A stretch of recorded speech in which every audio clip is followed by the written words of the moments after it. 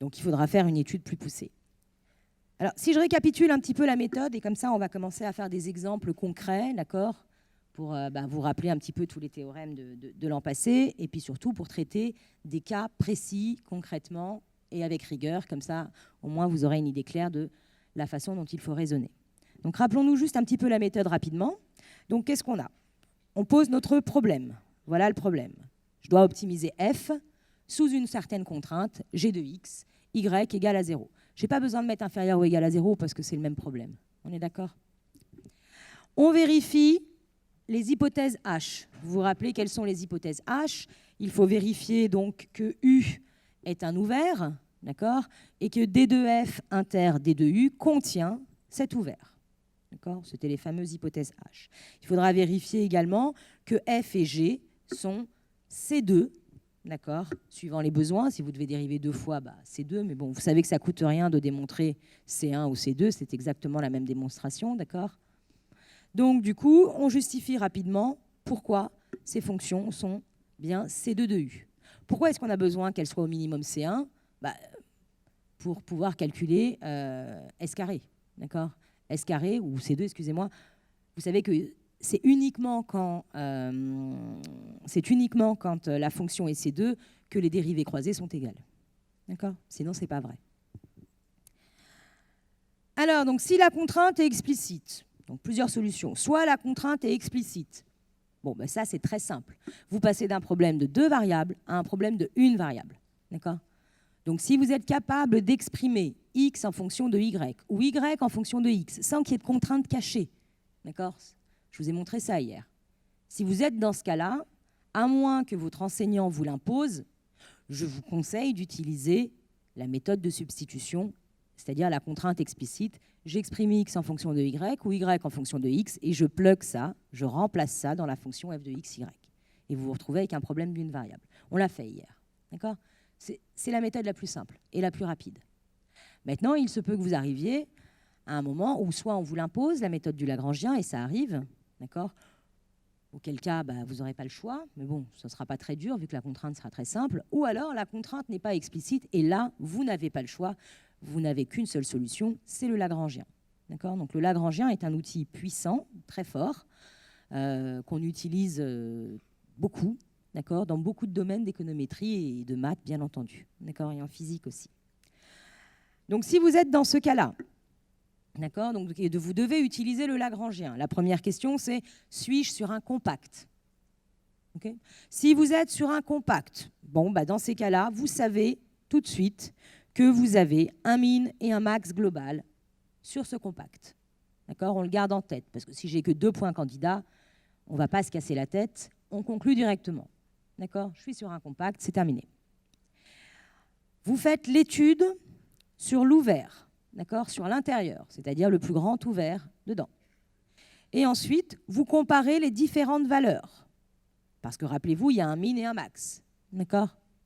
Donc si finalement vous n'avez que 2 valeurs distinctes pour f, là aussi vous vous arrêtez. S'il y a d'autres valeurs, il faudra étudier, donc identifier les min et le min et le max, et puis traiter les autres valeurs. On va le faire sur un exemple. Et puis, ces autres points candidats seront au mieux, d'accord, des extrémaux locaux. Alors, comment on utilise le Lagrangien sur un ouvert? Par exemple, sur l'intérieur. Okay, qu'est-ce qui s'est passé? On regarde d'abord les points critiques de seconde espèce. Je calcule, je résous ce système qui, en général, n'aura pas de solution, je l'espère pour vous. D'accord? Ensuite, on pose le Lagrangien. Cette fonction de 3 variables, c'est-à-dire ma fonction à optimiser, moins lambda ma contrainte. On résout, c'est-à-dire qu'on calcule le gradient du Lagrangien. Le Lagrangien étant une fonction de 3 variables, mon gradient, ce sera un vecteur de taille 3, c'est-à-dire la dérivée par rapport à x égale à 0, la dérivée par rapport à y égale à 0, et la dérivée par rapport à lambda. Et si je dérive par rapport à lambda cette quantité, qu'est-ce que j'obtiens? J'obtiens moins g de xy égale à 0, ce qui nous revient à dire g de xy égale à 0. C'est pour ça que je l'ai écrit directement. D'accord? Finalement, la dérivée par rapport à lambda, c'est juste pour vous redonner votre contrainte. Vous voyez que ça a un sens. OK ? Ensuite, vous calculez, vous résolvez, vous obtenez des points critiques. Pour chaque point critique, vous calculez la valeur qui est là. D'accord ? Bien entendu, vous n'oubliez pas le multiplicateur de Lagrange associé, le lambda bar. Il est important. Ensuite, à l'aide du théorème 1, celui qu'on a vu tout au début, alors c'est lequel? Le théorème 1, c'était savoir si une fonction était convexe ou concave, d'accord? Je vous l'ai dit, on calcule, soit vous connaissez vos théorèmes, la forme est très simple et vous savez tout de suite que la fonction est convexe ou concave, soit vous ne le savez pas, vous calculez la matrice hessienne de cette fonction-là, c'est-à-dire à lambda fixé, et puis vous concluez. D'accord?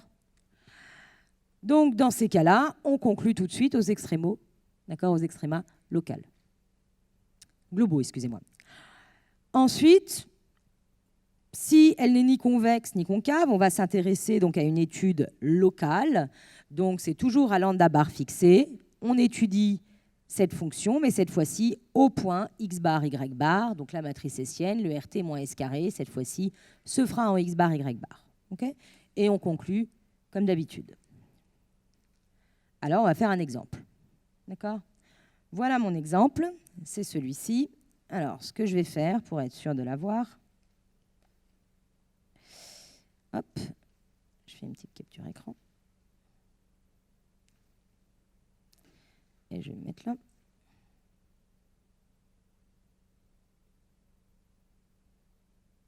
Oups. Voilà notre exemple. D'accord ? On doit optimiser cette jolie fonction f, donc qui est bien une fonction de x, y. Elle a du log, elle a tout ce qu'il faut à l'intérieur, sous une certaine contrainte, qui est une contrainte polynomiale. D'accord ? Cette contrainte, elle est clairement non explicite. D'accord ? On ne peut pas exprimer x en fonction de y sans faire intervenir des racines carrées. Donc forcément, on va être obligé de faire intervenir des choses pas sympas, c'est-à-dire mettre des contraintes cachées. Donc on ne peut pas. Donc on utilise le Lagrangien, on n'aura pas le choix. Donc du coup, la première chose à faire, c'est de vérifier les hypothèses, comme je vous ai dit. Donc si je vérifie mes hypothèses, qu'est-ce que je peux dire de la fonction? On va commencer par la fonction g, qui est quand même la plus simple.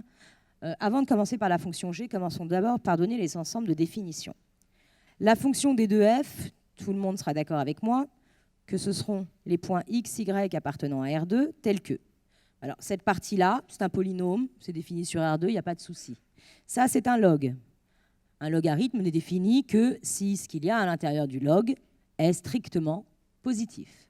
Donc, écrivons x2 plus y2 moins 7 strictement positif. Ça, c'est df. D'accord ? D de G, c'est clairement R2. OK ?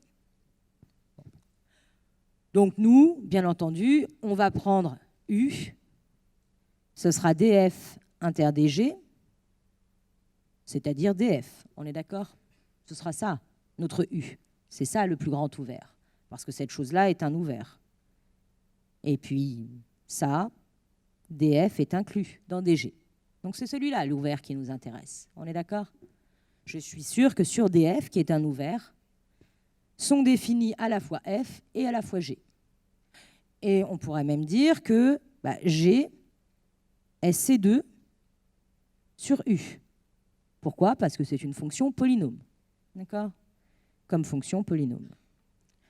Pour l'autre, f, elle est également C2 de U, comme composée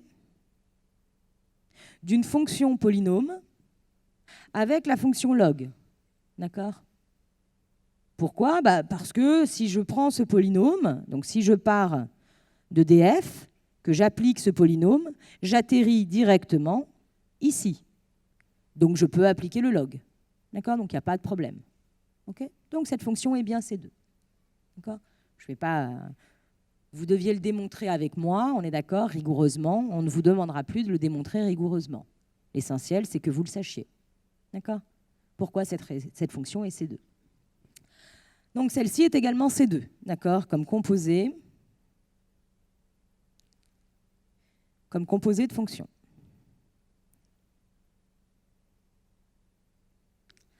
Donc, on a vérifié les premières hypothèses. D'accord? C'était celles qui nous intéressaient.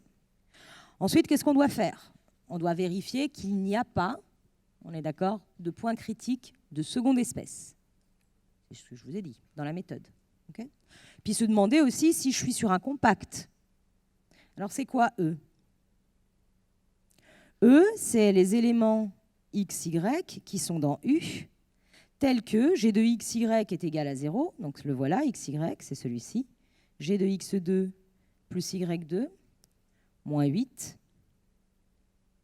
égale à 0. Alors, est-ce que cet ensemble est un compact? Est-ce qu'il ne l'est pas? Ça sera intéressant de voir, hein, parce que si vous regardez que ça ici, vous avez l'impression que c'est le cas, on est d'accord? Mais attention, ici, il y a des restrictions. Hein, ce n'est pas forcément ce cercle, hein, puisque ça, c'est l'équation d'un cercle de centre 0, 0 et de rayon racine de 8. Okay? Mais si le cercle n'est pas fermé, c'est-à-dire qu'il y a des éléments interdits, ça ne va pas être possible. On est d'accord? Donc, il faut quand même vérifier. Alors, on va vérifier rapidement. C'est quoi U?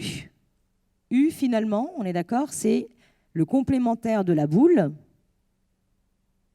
fermée, de centre 0, 0 et de rayon racine de 7. On est bien d'accord que cette chose-là, si je mettais ça, j'aurais une boule fermée, de centre 0, 0 et de rayon racine de 7. Sauf que là, je n'ai pas inférieur ou égal, j'ai strictement. Donc c'est bien le complémentaire de cette boule, c'est tout ce qui est là. On est d'accord? Donc ça, finalement, c'est la boule, c'est le complémentaire de la boule fermée 0, 0, racine de 7. Alors que ça, c'est le cercle, ce n'est pas une boule ici, c'est le cercle de centre 0, 0 et de rayon racine de 8. Bon, ben, clairement, il n'y a pas d'intersection, on est d'accord? Si je faisais un petit dessin rapidement qui ne serait pas vraiment juste, disons que racine de 7, c'est là, disons que racine de 8, c'est là, et que je faisais, un joli dessin comme ça, hop. Mon ensemble de définition, ce serait tout ça, U. Okay. Alors que l'autre, mon joli cercle, E, c'est ça. C'est juste le trait rouge. Donc on voit bien, on est sur un compact. On est d'accord? Vous êtes sur un compact, est-ce que tout le monde est d'accord que cet ensemble E est un compact? Est-ce que quelqu'un n'a pas compris le dessin que je viens de faire ici? Ok. Alors, on est d'accord sur l'écriture de l'ensemble E? Oui? L'ensemble E, c'est ça. Donc, je m'intéresse à E, donc à ma contrainte qui est là, mais attention, je ne me prends que les points qui sont là. D'accord? Imaginons que U m'aurait interdit certaines valeurs. Du coup, certaines valeurs qui sont là. On est bien d'accord que cette chose-là, là, c'est le cercle rouge qui est ici? Vous êtes d'accord? Ok. Donc, ma question, c'est est-ce que c'est bien E, c'est bien exactement tout ce cercle-là qui est là? Est-ce que le U qui est là ne m'interdit pas certaines valeurs? Parce que si jamais il y avait certaines valeurs qui étaient interdites, du coup, je ne serais plus fermée. D'accord? Je ne serais ni ouvert ni fermé. J'aurais un problème. D'accord? Donc, du coup, il faut vérifier que c'est bien tout le cercle E. Alors, pour ça, je m'intéresse d'abord à U. Est-ce que vous êtes d'accord que U, c'est tout ce qui est en hachuré vert? Si vous n'êtes pas d'accord, levez la main. Oui? U, c'est ça.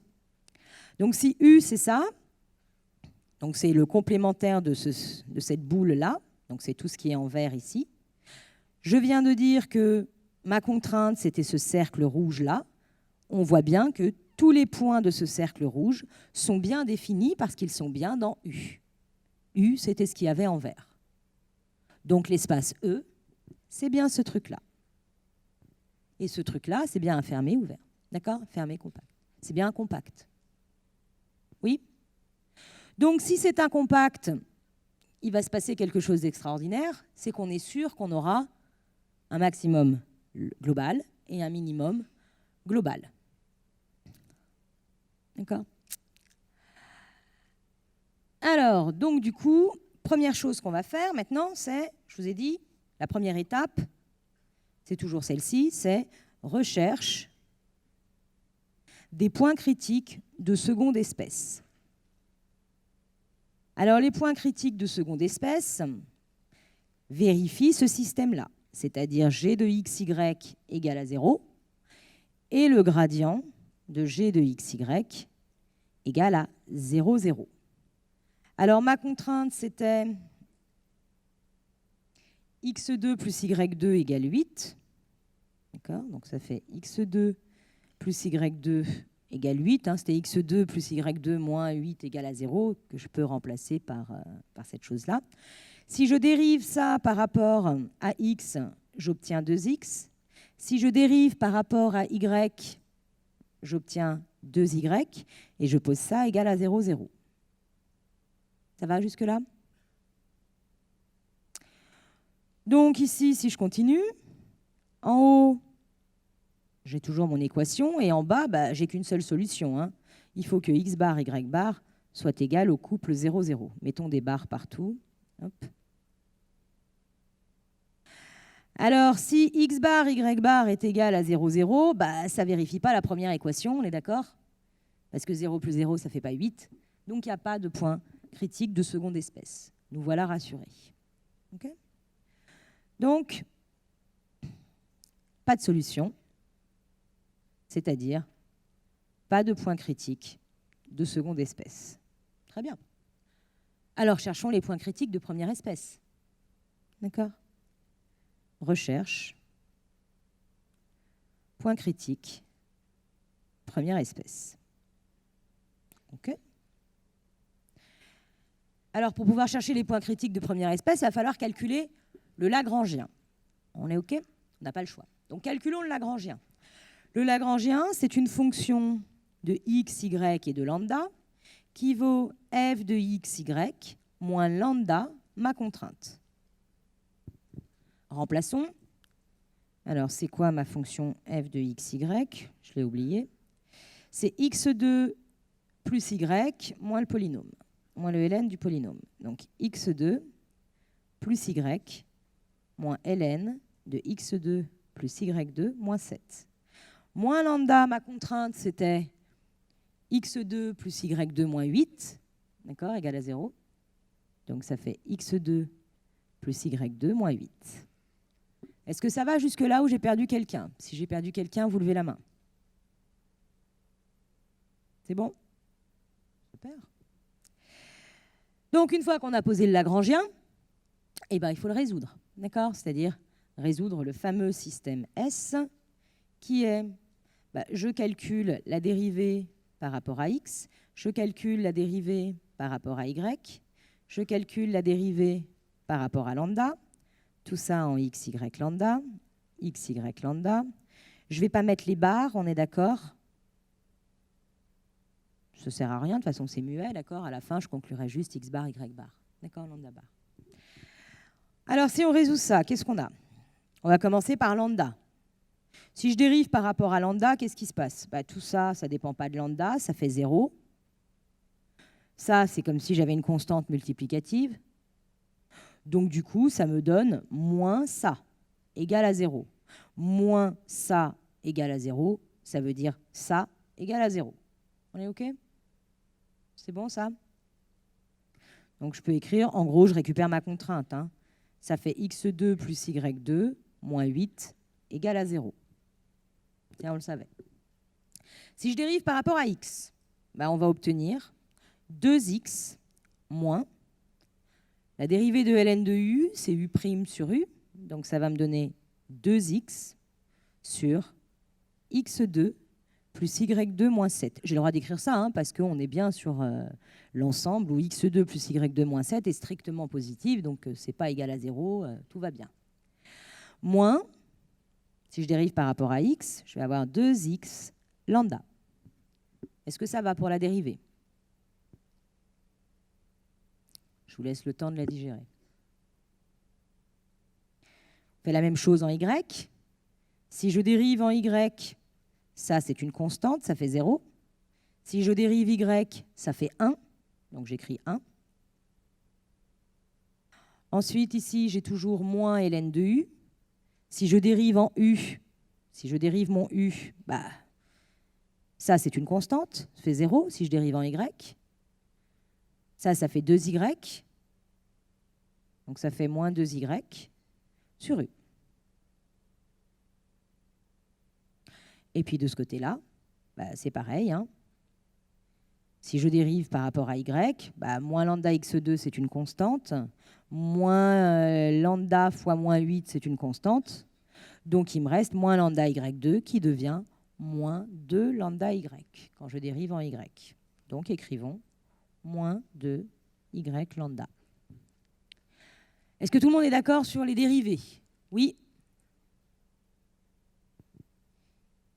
Celui-ci, là? Celle-là, si j'écris ça comme ça?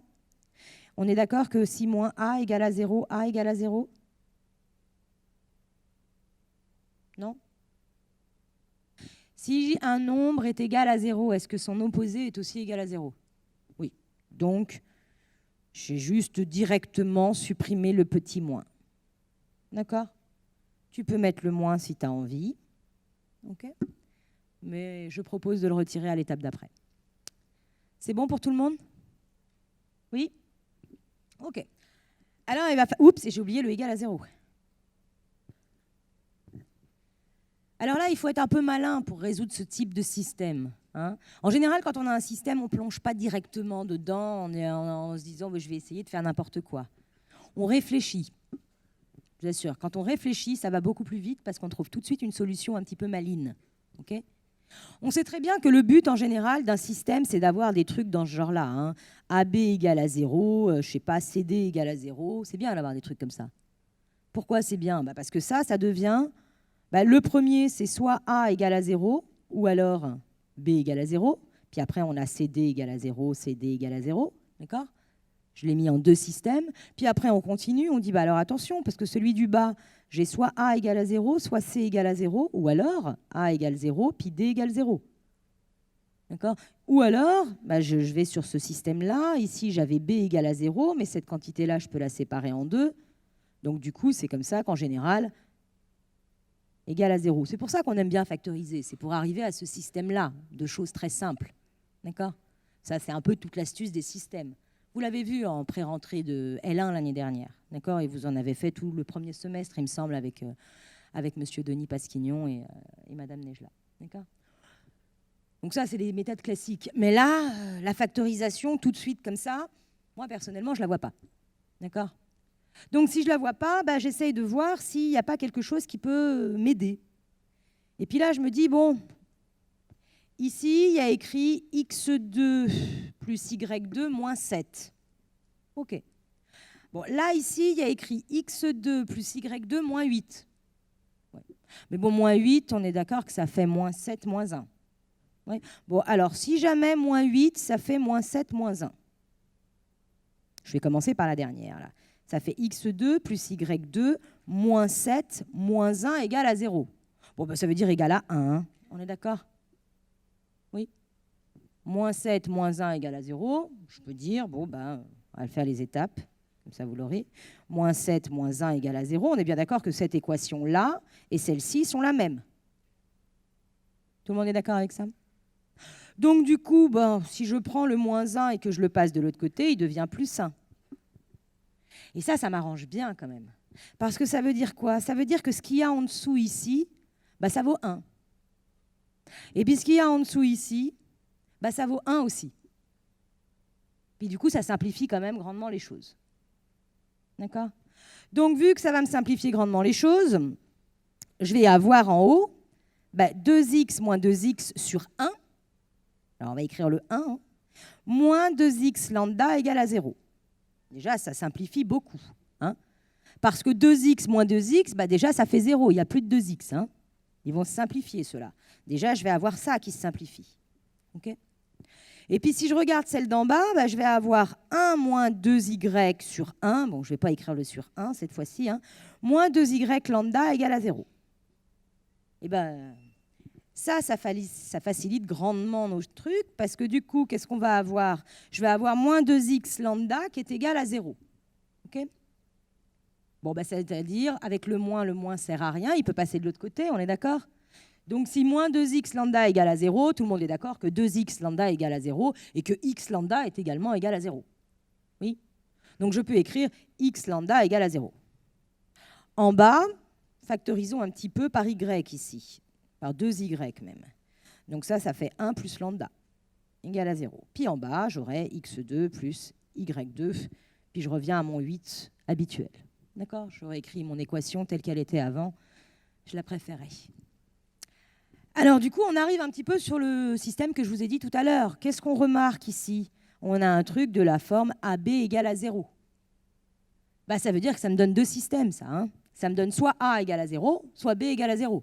C'est-à-dire soit X vaut 0, soit c'est lambda qui vaut 0. Okay? Alors que se passe-t-il? Alors on remplace nos deux systèmes. C'est soit j'ai X qui est égal à 0, ou alors j'ai lambda égal à 0. Alors que se passe-t-il sur la deuxième équation quand x vaut 0? Ou la dernière? Bah, la dernière, j'ai y2 égale à 8. Et puis ici, j'ai 1 moins 2y, 1 plus lambda égale à 0. Donc le premier système est facile à résoudre maintenant, on est d'accord? Je vais avoir, grâce à la dernière équation, je vais avoir y qui va être égal à plus ou moins racine de 8. D'accord? X égale à 0, puis je vais pouvoir trouver des valeurs pour lambda, okay, suivant les valeurs de y. Maintenant, si je regarde l'autre bout, si je regarde au niveau du lambda. Alors, si je regarde au niveau du lambda, quand lambda est égal à 0, qu'est-ce qui se passe sur ma deuxième ligne? Sur ma deuxième ligne, quand lambda est égal à 0, il n'y a plus de lambda ici, on est d'accord? Donc, il me reste 1. Ça fait donc 1 moins 2y égale à 0.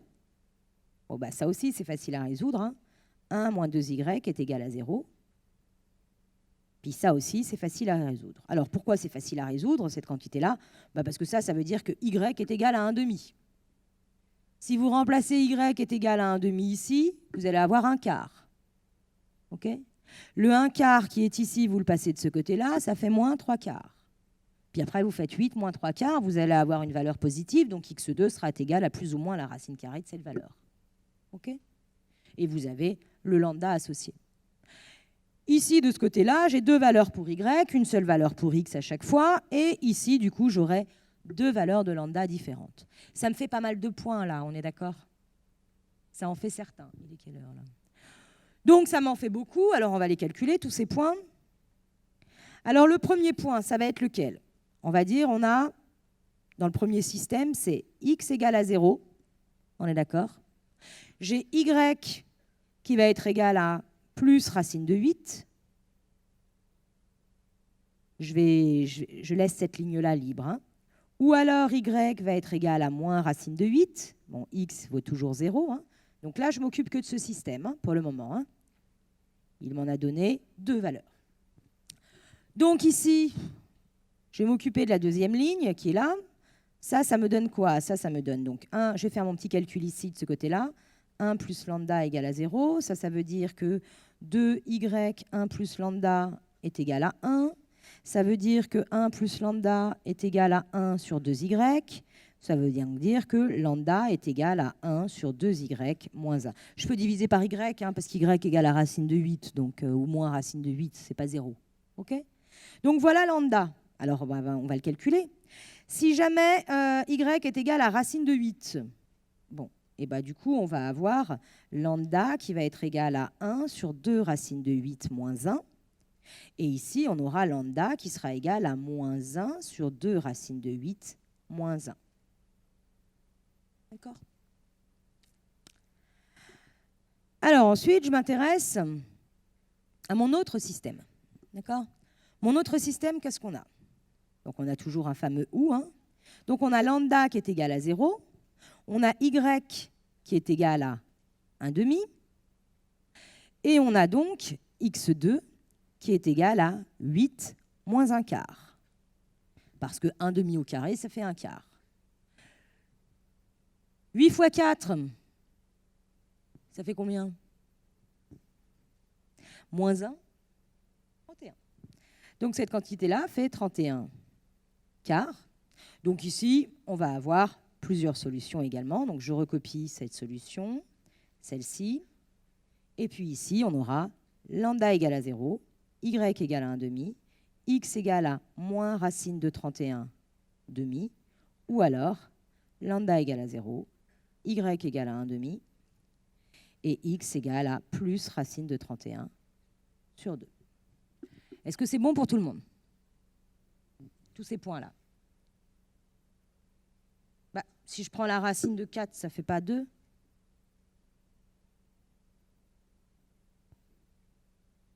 Où j'en suis là?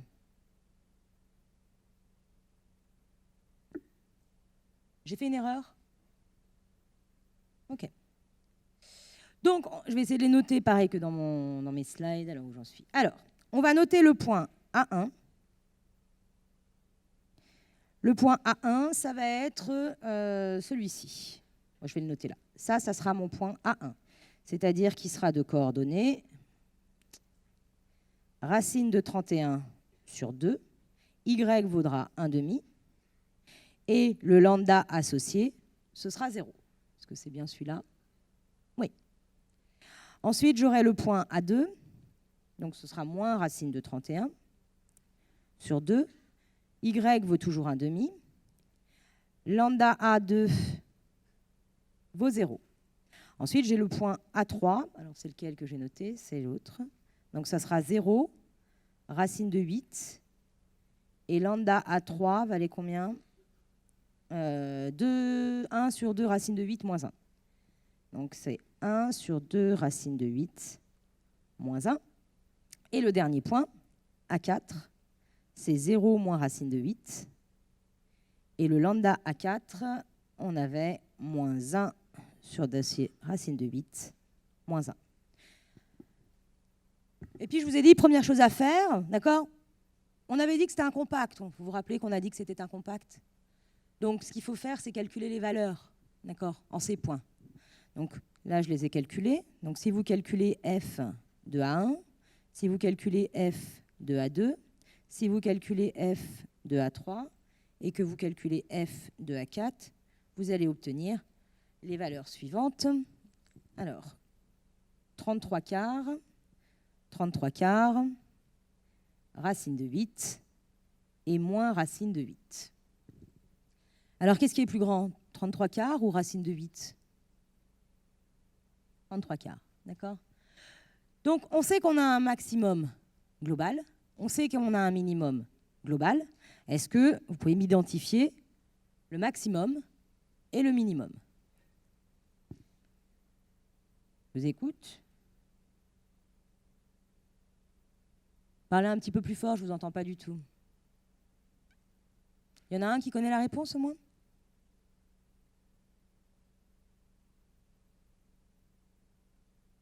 Très bien. OK. Alors, celui-ci, c'est le max. C'est un max global. D'accord? Donc, la fonction, mon problème d'optimisation, du coup, parce que mon Lagrangien présente au point A1 un maximum global. Donc, mon problème d'optimisation présente au point A1 un maximum global de valeur 33 quarts. Il présente ce même maximum global au point A2. D'accord? Il n'est pas strict, ce maximum. C'est-à-dire qu'il n'est pas atteint en un seul point.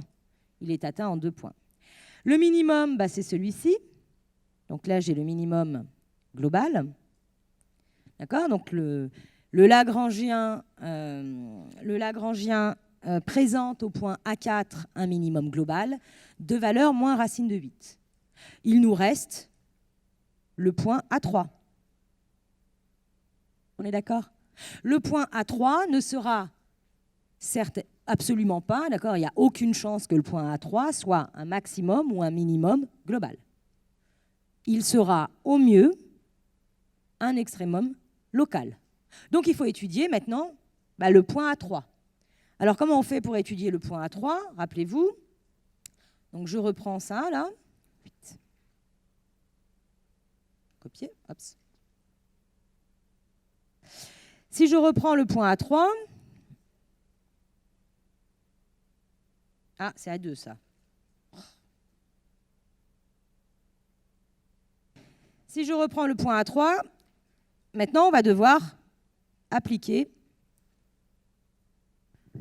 le Lagrangien. D'accord? Donc cette fois-ci, je vais fixer la fonction.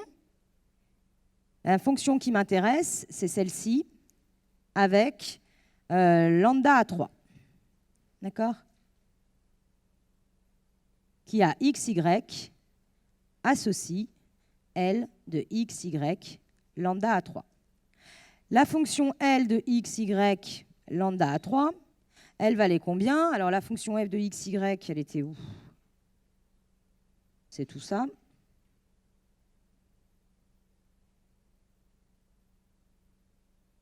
Hop. Bon, je vais repartir de là, d'accord? Je vais dire, bon, ben maintenant, je dois mettre lambda A3 ici, puis là, j'ai un lambda A3, on est d'accord? Là, j'ai un lambda A3. Oui. Oui, la fonction L. C'est l'habitude de dire la fonction f. D'accord? Mais là, c'est bien entendu la fonction f. L. On va y arriver. Donc maintenant, ça, on est bien d'accord que c'est une fonction, vu que maintenant A3 n'est plus une variable. C'est bien une fonction de deux variables. Oui. C'est une fonction de deux variables que vous savez logiquement traiter. C'est un problème d'optimisation classique. Donc je vais repartir de là. J'aimerais bien la copier. Copier. Alors, la valeur de lambda A3 est un peu casse-pied, donc vous imaginez bien que je ne vais pas la recopier. Je vais laisser A3 pour le moment. Alors, qu'est-ce qu'il faut faire? Il faut calculer P. Vous vous rappelez ce que c'est que P? C'est la dérivée première. Pour pouvoir, parce qu'il nous faut calculer RST, on est d'accord? Cette fonction-là, elle a l'air ni convexe, ni concave. Elle n'a pas l'air très joviale, on est d'accord? Quoique, elle pourrait... Hein. Bon, mais bon, je ne vais pas vous rappeler les théorèmes de début. On va calculer les choses. Donc, P, qu'est-ce que c'est? P, c'est la dérivée, d'accord? C'est la dérivée par rapport à X. Donc, c'est égal à combien? On l'avait calculé tout à l'heure, moins... Mais là, cette fois-ci, on ne va pas pouvoir enlever la contrainte. Hein. 2x sur x2 plus y2 moins 7. La dérivée par rapport à y, ça va être égal à 1 moins 2y sur x2 plus y2 moins 7. Il m'en manque un bout. Moins 2 lambda x. Et ici, c'est moins 2 lambda y. Ensuite, il faut calculer les dérivées secondes. Si je dérive une deuxième fois par rapport à x, j'obtiens ici 2. Ici, si vous dérivez cette chose-là, soit vous utilisez la forme u sur v, d'accord? Soit vous n'utilisez pas la forme u sur v et vous utilisez la forme u fois v, au choix. Okay. Comme, quand je dis u fois v, vous considérez 2x fois 1 sur x2 plus y2 moins 7. D'accord? Bon, alors on va prendre la forme, l'autre là. Donc x2 plus y2 moins 7. Donc ça, c'est le v au carré. Okay, je vous rappelle la formule. u'v moins uv' sur v2. Donc là, j'ai écrit v2. Ensuite, si je prends u', ça fait 2 fois x2 plus y2 moins 7, moins u, c'est-à-dire 2x, fois v', c'est-à-dire 2x également. Donc ça fait fois 2x. OK. Et la fin, ça fait moins 2 lambda. Okay. Donc ça, c'est égal à R. OK. Donc ça, si je le simplifie un peu, parce que ce n'est pas très beau. Donc ça fait moins 2, facteur de x2 plus y2 moins 7. On est bien d'accord que là, je vais en avoir 4 des x2. Là, j'ai 4x2. Ici, j'en ai 2. Donc 2 moins 4, ça fait moins 2. On est d'accord? Donc du coup, je peux le... Ah oui, mais j'ai un moins qui est là. OK. Mince. Donc le moins qui est ici va rester. Je vais avoir un 2. Donc dy2, je l'en ai toujours. Sauf que là, j'aurai moins x2 moins 7 sur x2 plus y2 moins 7 au carré. Est-ce que ça vous va, ça? Oui? J'ai juste regroupé tout le monde à l'intérieur. OK? Parce que le moins, ici, il est là. Hein. Donc, ça fait 2x2 moins 4x2. Donc, ça fait moins 2x2. Hein. Donc là, si vous développez, vous avez bien moins 2x2. Hein. Okay? Pas que ça vous perturbe. Vous referez le calcul si vous voulez. Ça, c'est R. Je vous donne T directement. T, si vous dérivez ça bon, de façon symétrique, hein, ça va vous donner moins 2 x2 moins y2 moins 7 sur x2 plus y2 moins 7 au carré. Et j'aurai moins 2 lambda. Et si vous calculez S, donc par exemple, partons de cette forme-là. On avait dérivé par rapport à y, dérivons maintenant par rapport à x. Donc ça va faire 0, ça va faire 0, ça c'est une constante, donc c'est moins 1 sur u, et moins 1 sur u, ça fait plus u' sur u carré.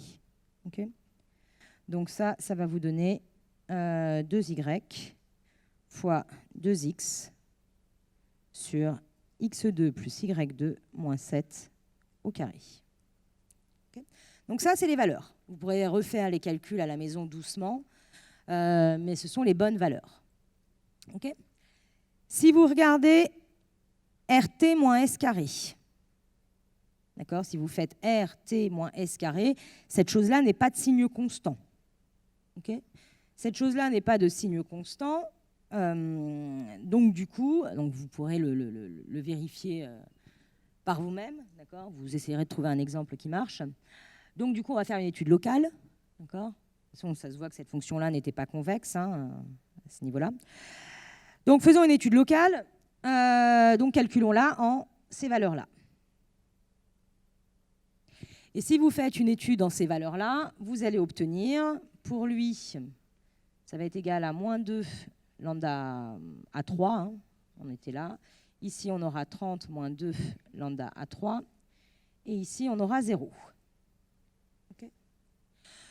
Vous pouvez vérifier que RT bar moins S carré bar sera positif, que R bar est positif, et du coup, qu'est-ce que vous pourrez en conclure? Qu'est-ce qu'on conclut? Un minimum local. D'accord?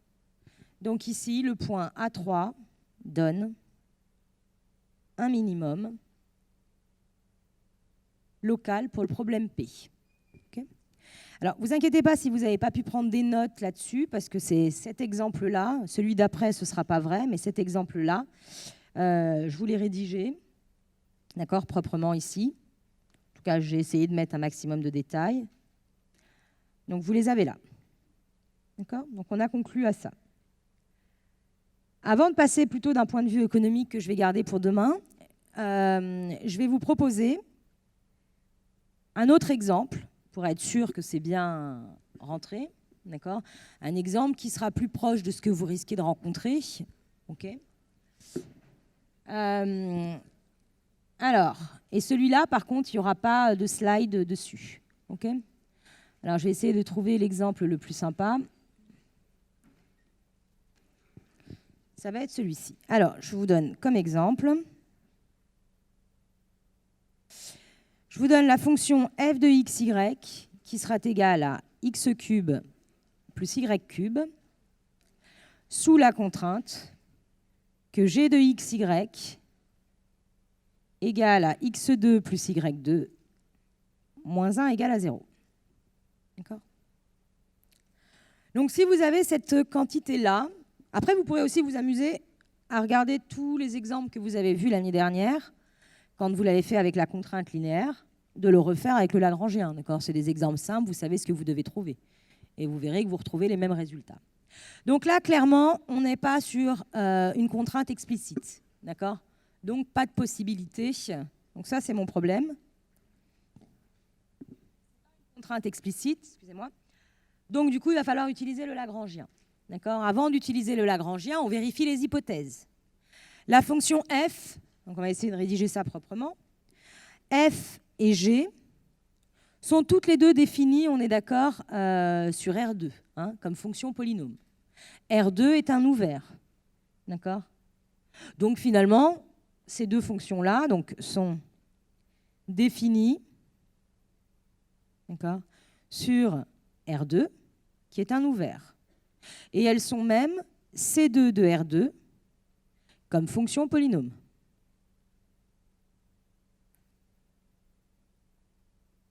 Donc ça, c'est bien. Okay. On est très bien. Ça, c'est le U, si vous voulez. D'accord? U, DF, DG, tout ça, c'est pareil, là. On est... R2, c'est un ouvert et c'est même un convexe. Donc on peut même étudier la convexité sur R2 directement. Bon, très bien. Ensuite, il faut introduire l'ensemble E pour vérifier qu'on n'est pas sur un compact. L'ensemble E, ici, ce sont les X, Y appartenant à U. Alors U, ici, pour nous, c'est R2, donc pas de problème. Tel que quoi?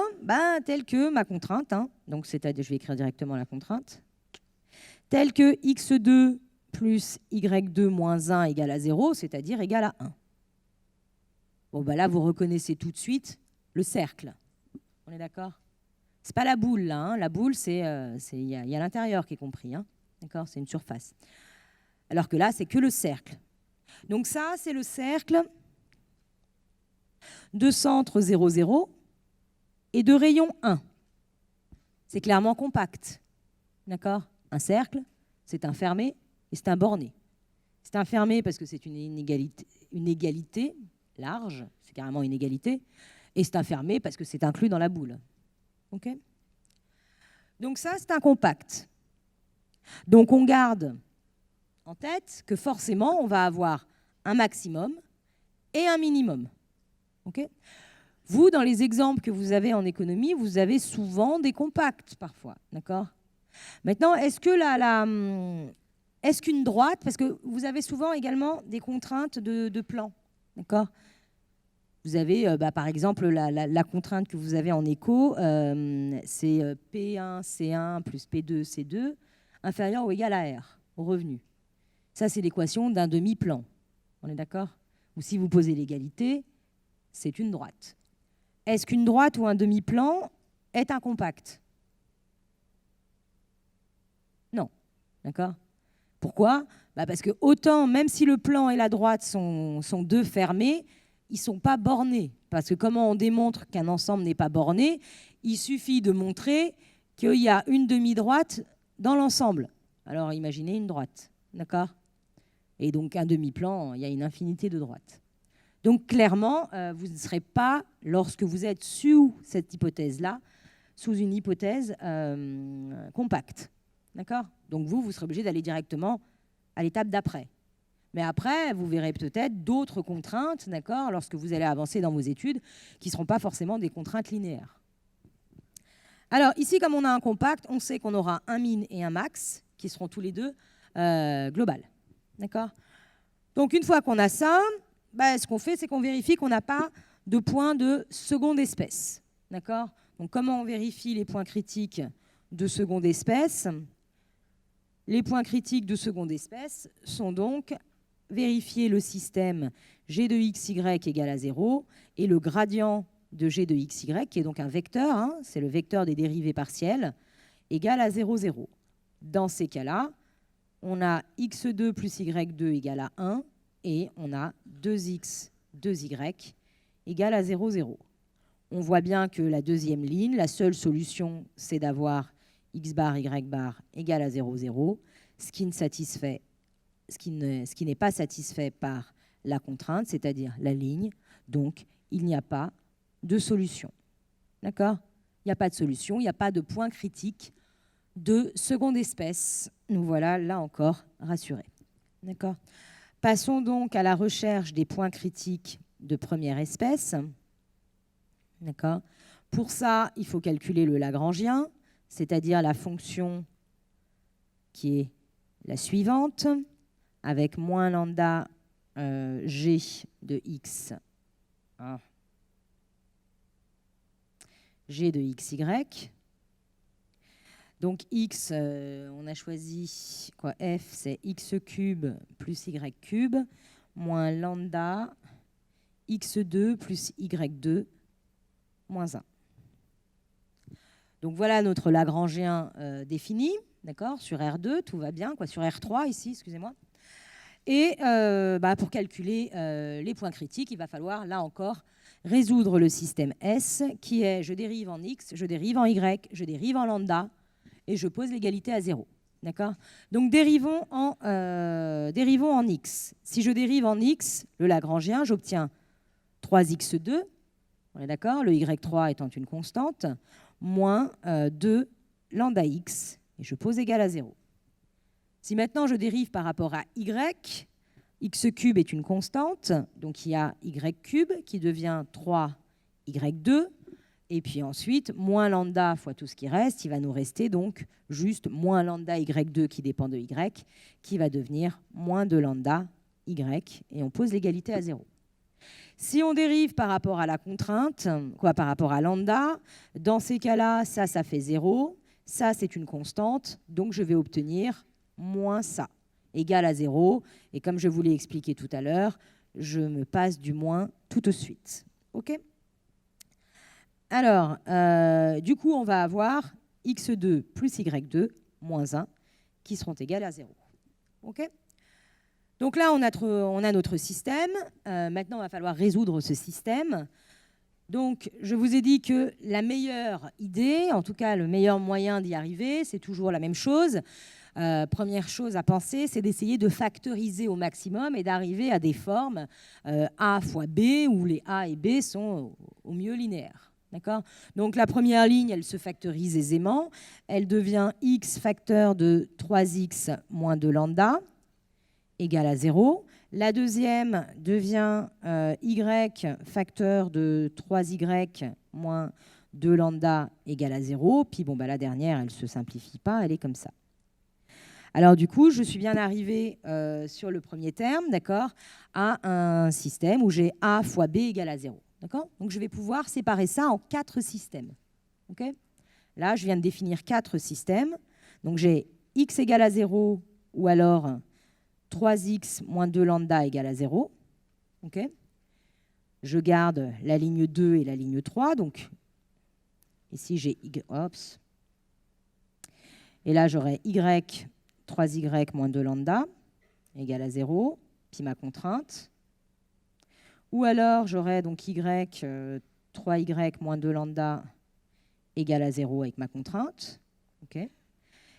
La deuxième ligne, je la sépare ici en deux, donc ça fait y égale à 0. Ou alors, x égale à 0 et 3y moins 2 lambda égale à 0 avec ma dernière ligne. Ou alors 3x moins 2 lambda égale à 0, y égale à 0 avec la dernière ligne. Ou bien 3x moins 2 lambda, 3y moins 2 lambda, et ma dernière ligne. D'accord ? Il y a tout ça à faire. Okay ? Est-ce que tout le monde a compris que j'ai dû séparer ça en plusieurs systèmes ? En général, c'est la raison pour laquelle vous oubliez des valeurs. Parce que souvent, vous faites juste ce bout-là. Vous dites, OK, j'ai ça, puis j'ai ça, et sauf que ici, vous écrivez y égale à 0, et de ce côté-là, vous écrivez lui, mais vous avez oublié tous les termes croisés. D'accord ? Donc, n'oubliez pas, ça fait plusieurs systèmes. Ici, je ne vais pas réécrire ma contrainte à chaque fois, mais bon, ça fait x2 plus y2. Hein, donc là, j'ai x2 plus y2 égale à 1. Alors, est-ce que ce premier système est possible ? La réponse est non, on est d'accord ? Parce que si x et y sont égaux à 0, ça ne marche pas. Donc celui-ci, on pourra le supprimer. Le deuxième, est-ce qu'il est possible ? Bien sûr qu'il est possible. Il est possible parce que du coup, la seule chose que ça fait, c'est que ça enlève x2. On est d'accord ? Si j'enlève x2, il me reste y2. Et y2 sera égal à 1. Okay, je passe juste le 1 de l'autre côté. Donc, on va avoir y qui va être égal à plus ou moins 1, x égale à 0. Et suivant la valeur de y, j'aurai la valeur de lambda. On est d'accord ?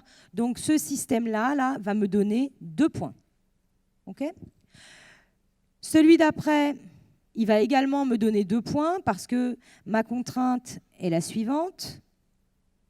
Sauf que je viens de poser ici que c'était y qui est égal à 0 cette fois-ci, donc ça s'en va. Donc, du coup, on va avoir x qui va être égal à plus ou moins 1. Et suivant la valeur de x, dans la première équation, on va sortir la valeur de lambda. Donc là aussi, j'ai 2 points. Donc j'ai 2 points plus 2 points. Là, je suis à 4 points. Okay, on est à 4 points et le dernier système va nous sortir encore des points. D'accord? Donc, comment on résout le dernier système? Bon, bah, tout simplement en exprimant, d'accord, on additionne cette ligne avec cette ligne, et dans ces cas-là, on aura x et y uniquement, d'accord? On aura 3x moins 3y égale à 0, on est d'accord, si je soustrais les lignes. Donc, j'aurai 3x moins 3y égale à 0, c'est-à-dire x égale à y. Et si je remplace x égale à y, donc celui-ci va me donner, on est d'accord, ça va donner x, celui-ci va me donner x égale à y. J'en garde une des deux, donc j'aurai 3x égale à 2 lambda. Et ici, j'aurai donc 2x2, okay, vu que x et y sont égaux, j'aurai x2 qui sera égal à 1 demi. Donc du coup, ici, j'aurai là encore 2 points. J'aurai soit x égale à plus ou moins racine de 2, donc y sera égal à plus ou moins racine de 2 de la même façon. Et du coup, je pourrais sortir la valeur de lambda qui sera égale à 3 demi de la valeur de x. Donc j'ai 2, 4, 6 points. Est-ce que c'est clair pour tout le monde que vous avez 6 points? Oui? Donc je vous donne les 6 points. Vous allez avoir 6 points, les voici. Alors je vais les écrire là, les 6 points, comme ça, ça va être simple. Celui-ci, il me donne le point 0, 1, d'accord? Celui-là, là, je suis là. Là, j'ai 0, 1. On verra le lambda associé, soit 0, moins 1, avec le lambda qui sera égal dans un cas. Donc ici, si je simplifie cette équation-là, j'aurai lambda égal à 3 demi de y. Donc y vaut 1, donc ici, j'aurai 3 demi. Et ici, lambda sera égal à moins 3 demi. Donc ça, c'est mon premier système qui me donne ça. Le deuxième système, cette fois-ci, c'est x qui sera égal soit à 1, soit à moins 1, et y sera égal à 0. Et dans ces cas-là, si je regarde la valeur de lambda, j'aurai lambda égal à 3 demi de x. Donc j'aurai lambda égal à 3 demi et lambda égal à moins 3 demi. D'accord? Ensuite, mon dernier système qui était là.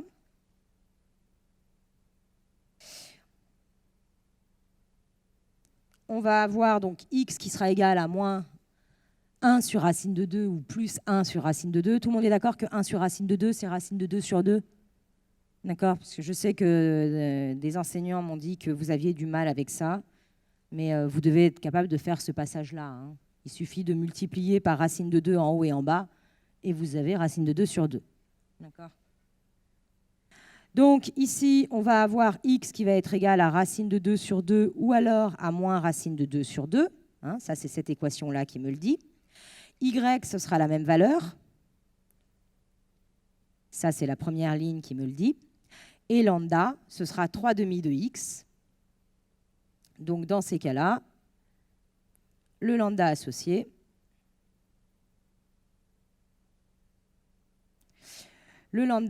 ici, ce sera, donc j'ai dit 3 demi de x, donc ça fera 3 demi fois racine de 2 sur 2, donc ça fait 3 racines de 2. D'accord, 3 demi. Et ici, lambda sera égal à moins 3 racine de 2. Est-ce que c'est bon pour vous tous? Je vais appeler ce point-là A1, ce point-là A2, ce point-là A3, A3, A4, A5 et A6. Là, il y a un moins également. Hein. J'ai dit que x et y étaient égaux. Alors, qu'est-ce qu'il nous reste à faire? Vous vous rappelez, on est sur un compact. On a 6 points critiques. Okay, il faut calculer les valeurs. On calcule les valeurs. Et une fois qu'on aura calculé les valeurs, on pourra éliminer un certain nombre de points qui vont nous définir le max et le min. Alors, f de A1 égale à f de A2 ça fait 1. Non, je me suis trompée. Égal à f de A3. OK. J'ai f de A2 qui est égal à f de A4, si vous voulez calculer. Vous avez moins 1. Et ensuite, vous avez f de A5 qui est égal à racine de 2 sur 2. Et f de A6 qui est égal à moins racine de 2 sur 2. D'accord? Alors, qui sont... on est bien d'accord que moins 1, c'est plus petit que moins racine de 2 sur 2. Racine de 2, c'est à peu près 1,41. D'accord? C'est une valeur que vous avez normalement en tête, entre 1,41 et 1,42. Donc, divisé par 2, d'accord, c'est aux alentours de 0,7. OK? Donc, le max et le min sont là. On est d'accord? Oui? Donc, en A3 et en A1, notre problème d'optimisation présente un maximum global. En A2 et en A4, notre problème d'optimisation présente un minimum global de valeurs respectives 1 et moins 1. Donc, il vous reste ces deux points-là à étudier. D'accord? Et comment on fait pour les étudier? On calcule le Lagrangien qui est là-haut, sauf qu'on remplace ici le lambda par la valeur. Okay, donc ça vous fait une fonction de 2 variables. Vous dérivez une fois, vous dérivez 2 fois. Okay, vous calculez RT moins S carré. Vous regardez si c'est convexe ou concave. Okay, en général, ça ne l'est pas, puisque je vous ai dit que à partir du moment où vous êtes sur un compact, il n'y a pas un million de maximaux ou de maximum local, de global ou de minimum global. Donc ce sera forcément local, donc allez directement sur l'étude locale. Okay, donc calculez RT moins S carré dans les valeurs X bar, Y bar, lambda bar. Si c'est positif, on regarde le signe de R. Si R est positif, c'est un minimum, d'accord, local. Si R est négatif, c'est un maximum. C'est un maximum local, on est d'accord? Et si c'est égal à 0, vous ne pouvez pas conclure. Et si R est négatif, c'est un point col du Lagrangien et vous ne pouvez pas conclure non plus. On est d'accord? Vous ne pouvez conclure que lorsque vous avez des extrémas locaux. On est OK? Alors, on va calculer rapidement ces valeurs-là. Alors, si je calcule, donc on en était à RT moins S carré. Donc, si vous calculez R, donc c'est simple, hein, j'ai déjà X ici. On est d'accord? Je l'ai là. Alors, ce que je vais faire, c'est que je vais simplifier ça. R, c'est combien? Je vous rappelle que ce que je viens de calculer ici, c'est la dérivée du Lagrangien par rapport à X. On est OK? Donc, si je dérive ça une seconde fois par rapport à X, je vais obtenir 6X. On est d'accord? Moins 2 lambda. Donc ici, mince, je vais obtenir 6X moins 2 lambda. Si je regarde T, bah pour ça, je regarde la dérivée du Lagrangien par rapport à Y et je redérive une seconde fois par rapport à Y, je vais obtenir 6Y moins 2 lambda. D'accord? Donc ici, on aura 6Y moins 2 lambda. Ensuite, il me manque S. S, vous prenez les dérivées croisées. Soit vous prenez celle-ci, qui est la dérivée par rapport à X, et vous dérivez par rapport à Y, qui clairement fait 0. Soit vous prenez celle-ci, qui est la dérivée par rapport à Y, et vous la dérivez cette fois-ci par rapport à X, et vous avez clairement la même valeur, 0. D'accord? Donc ici, on a 0. Donc du coup, RT moins S carré, bah, ça vaut 6x moins 2 lambda, facteur de 6y moins 2 lambda. Vous la calculez au point x bar, lambda bar, y bar, c'est-à-dire pour les points qui nous intéressaient. Donc pour le point A5, on va avoir RT moins S carré qui va être égal, donc je vous ai fait le calcul, ça fait 9,5. Et vous avez R bar qui va être égal à 3 racine de 2 sur 2, qui est positif. Donc, qu'est-ce que vous pouvez conclure de ce point? C'est un min ou un max? C'est un min, d'accord? On est localement convexe, d'accord? Convexe, c'est dans ce sens-là, donc c'est un minimum. Okay, donc ici, donne, d'accord? Donc A5 donne un min local. Donc le Lagrangien présente un minimum local en ce point, donc mon problème d'optimisation présente un minimum local en ce point. On est OK? Ensuite, le deuxième point qui nous intéressait, c'était le point A6. Si vous regardez A6 et vous calculez RT bar moins S bar carré, vous allez obtenir, j'imagine, la même valeur, 9,5, OK. Sauf que R bar, vous allez avoir 9 sur racine de 2 sur 2, qui cette fois-ci est clairement négatif. Et donc dans ces cas-là, vous allez conclure que vous avez un maximum local. D'accord? Donc ça donne un max local. Ce minimum et ce max, d'accord, ne peuvent pas être globales. Hein. On a déjà calculé leurs valeurs et on les a déjà trouvées. OK? Donc, est-ce que c'est clair pour tout le monde la méthode du Lagrangien? Oui? Demain, je vous présenterai la façon dont les économistes, d'accord, traitent le Lagrangien pour pouvoir vous raccrocher, d'accord, au truc. Donc demain à 8h30 et je vous souhaite une bonne journée. Ok, on va commencer. Donc bonjour. Juste une petite correction par rapport à hier.